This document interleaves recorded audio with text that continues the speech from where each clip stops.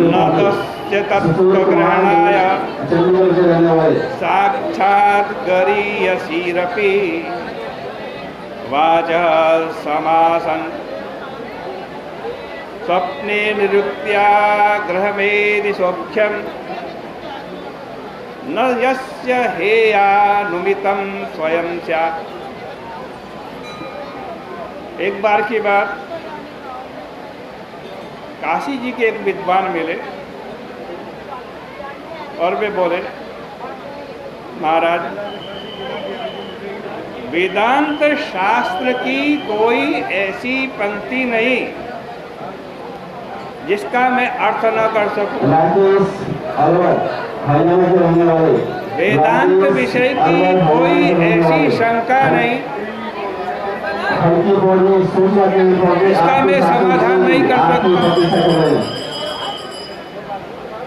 लेकिन आज जमाई बाबू की मृत्यु हो गई। मृत्यु हो जाने पर मुझे दुख हो रहा है। उस दुख को मैं टाल नहीं सकता। मैं केवल वेद मंत्र जानता हूँ, वेदांत की पंक्तियाँ समझता हूँ, किंतु शोक निवारण की सामर्थ्य मुझ में नहीं है। आप मुझे शोक से परे पहुँचा दीजिए, मैं इससे परे जाना चाहता हूँ।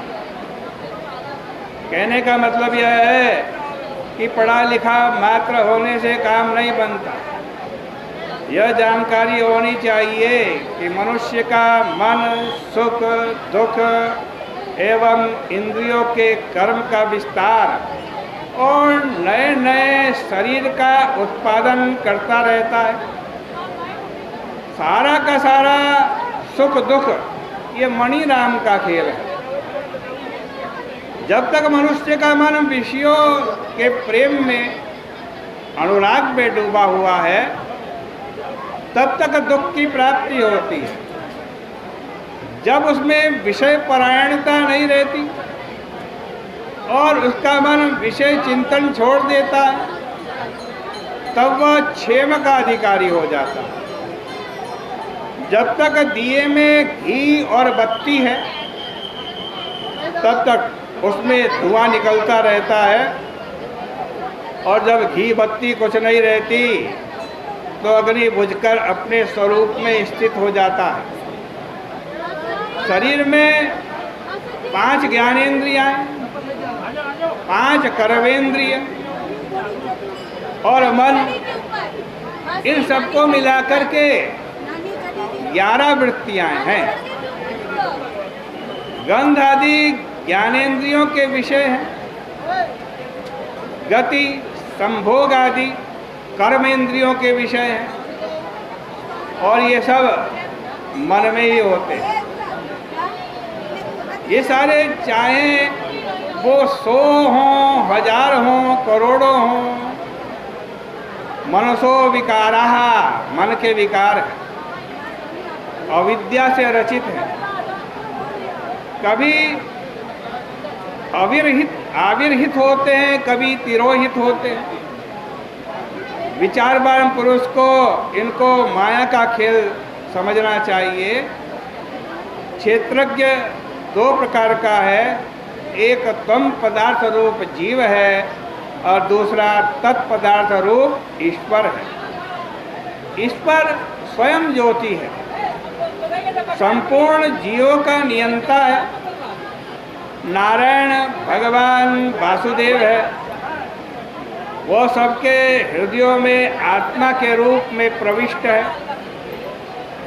जब जीव रूप क्षेत्रज्ञ ईश्वर की माया में न फंस करके ईश्वर को जान लेता है, तब इस परिभ्रमण से छूट जाता है।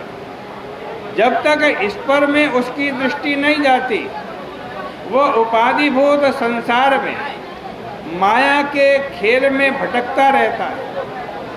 तब तक उसको परमात्मा की प्राप्ति नहीं होती। हरि गुरु चरणोपासना ही इसकी औषधि है। गुरोर हरिश्चरणोपासनास्त्र जहि व्यलीकम स्वयमात्ममोक्षम। इसलिए हरि गुरु की चरणोपासना करके मणिराम को, इस मन को जरा ठीक ठाक कर लो और फिर सब अपने आप ठीक हो जाएगा। देखो, जब तक गुरु में ईश्वर बुद्धि नहीं होती तब तक कोई अपने आप को, अपने में परमात्मा का अनुभव नहीं करता है। और यदि अनुभव भी करना चाहे तो वो अनुभव स्वप्नवत है। गुरु की कृपा के बिना परमात्मा का अनुभव नहीं हो सकता। जो गुरु है वही हरि है, जो हरि है वो ही गुरु है। उनके चरणों की उपासना ही असल है। उससे मनोरूप शत्रु को मार दो, आत्मा तो शुद्ध बुद्ध है ही।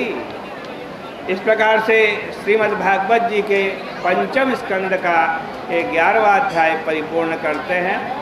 प्रेम से आरती करें।